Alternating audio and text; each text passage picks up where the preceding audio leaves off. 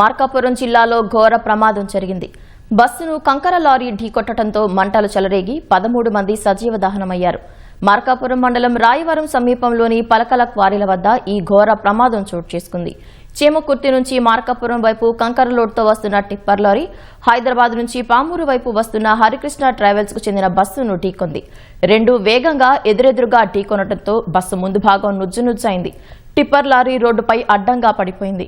వాహనాల్లో ఉన్న ఇంధనం లీక్ కావడంతో ప్రమాదం జరిగిన వెంటనే పెద్ద ఎత్తున మంటలు చెలరేగాయి. అగ్నికీలలు వేగంగా వ్యాప్తి చెందాయి. నిద్రలో ఉన్న ప్రయాణికులు తేరుకునేలోపే మంటలు చెలరేగి 13 మంది ప్రయాణికులు అగ్నికి ఆహుతయ్యారు. మృతుల్లో మహిళలు, చిన్నారులు కూడా ఉన్నారు. వీరు కనిగిరి, పామూరు వాసులుగా పోలీసులు చెబుతున్నారు. మరో గంటలో గమ్యస్థానానికి చేరుకుంటారన్న సమయంలో జరిగిన ప్రమాదం తీరని విషాదాన్ని నింపింది.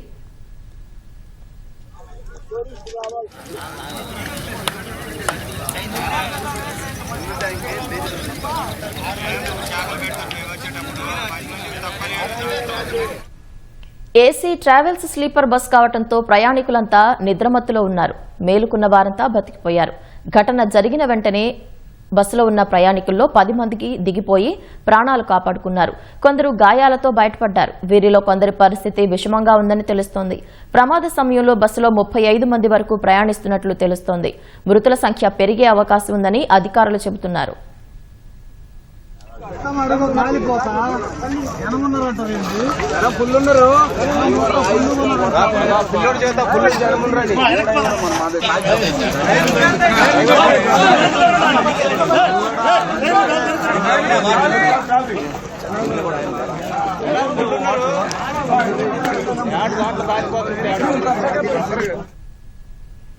ఘటన జరిగిన వెంటనే పోలీసులు, అగ్నిమాపక సిబ్బంది ఘటనా స్థలికి చేరుకున్నారు.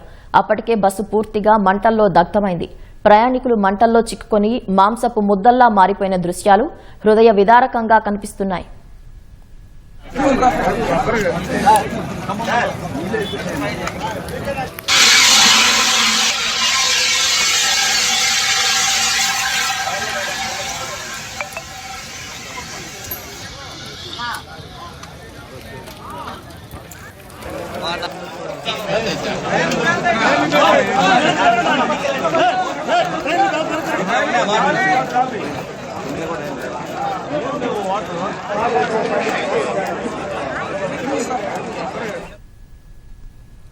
ఘటనా స్థలిని పరిశీలిస్తున్న మార్కాపురం ఎమ్మెల్యే కందుల నారాయణరెడ్డి పరిశీలించారు.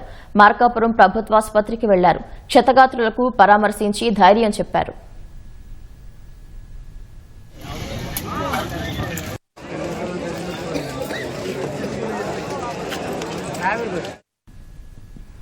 మార్కాపురం జిల్లాలో రోడ్డు ప్రమాదంపై మరిన్ని వివరాలు మా ప్రతినిధి కృష్ణ అడిగి తెలుసుకుందాం. కృష్ణ, చెప్పండి. పవిత్ర, ఏదైతే మార్కాపురం జిల్లాలో ఈ ఉదయం తెల్లవారుజామున రోడ్డు ప్రమాదం జరిగిందో దానికి సంబంధించి ప్రభుత్వ యంత్రాంగం పూర్తిగా అప్రమత్తమైంది. వాళ్ళ మంత్రివర్గ సమావేశం ఉన్నప్పటికీ కూడా ముఖ్యమంత్రి చంద్రబాబు ఇతర మంత్రులను వెంటనే సంఘటన స్థలానికి వెళ్లాలని చెప్పి స్పష్టమైన ఆదేశాలు జారీ చేశారు. సీఎం ఆదేశాల మేరకు ఇప్పటికే హోంమంత్రి అనిత, అలాగే రవాణా శాఖ మంత్రి మండిపల్లి రామప్రసాద్ రెడ్డి కూడా సంఘటన స్థలానికి పుట్టాగుట్టిన విజయవాడ నుంచి కూడా బయలుదేరారు. మరో గంటలో వారు అక్కడ చేరుకునే అవకాశం ఉంది.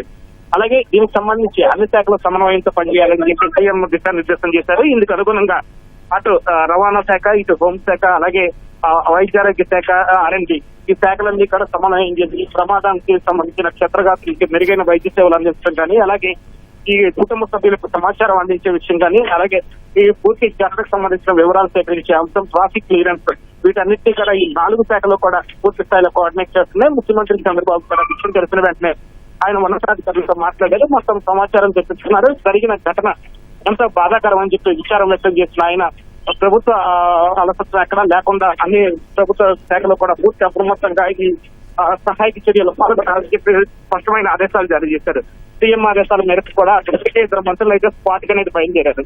మొత్తంగా ఈ టిప్పర్ ఈ కరువు వల్ల కరువు దగ్గర లారీ బస్సును ఢీకొనడంతో ఈ ప్రమాదం జరిగిందని భావిస్తున్నారు. తొలుత 10 మంది అనుకున్నప్పటికీ కూడా మృతుల సంఖ్య పెరిగే అవకాశం ఉందని అంచనా వేస్తారు. ఇప్పుడు 13 వరకు కూడా మృతుల్ని ఐడెంటిఫై చేసినట్టు కూడా ప్రభుత్వ వర్గాలు చెప్తున్నాయి. పవిత్ర, కృష్ణ, క్షతగాత్రులకు ఎటువంటి సహాయ చర్యలు కొనసాగుతున్నాయి? క్షతగాత్రులకు మెరుగైన వైద్య సేవలు అందించాలని చెప్పి